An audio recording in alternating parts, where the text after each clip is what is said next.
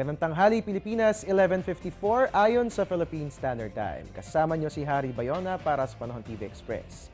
Good news po mga kababayan dahil magandang panahon ang mararanasan sa buong bansa para sa araw ng Martes. Ngayong araw nga po, dalawang weather systems lamang ang nakaka-apekto sa ating bansa.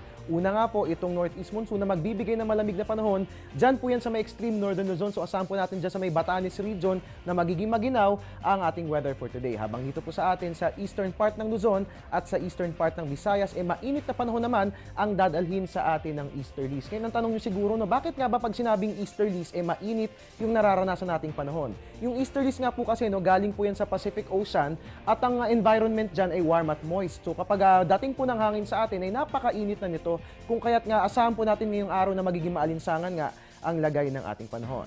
At more good news para sa ating lahat, ayon nga po sa Pag-asa, wala po tayong anumang bagyo o sama ng panahon na namamataan sa Philippine Area of Responsibility para sa araw na ito at asahang magpapatuloy ang ganitong senaryo hanggang sa susunod na 2 at 3 araw. So yan nga po nga asahang lagay ng panahon ngayong araw ng Martes. At sa aming pagbabalik, sisilipin po natin kung alin-alin nga bang mga baybayin sa ating bansa ang makararanas ng maalong kondisyon. Alamin po natin ang inilabas na gale warning ng Pag-asa sa pagbabalik ng Panahon TV Express. Teng, ang package. Ma'am, sabi ng Air 21 on the road na. Ano, Teng? Ang package. Ma'am, sabi ng Air 21 na receive na. Okay, very good.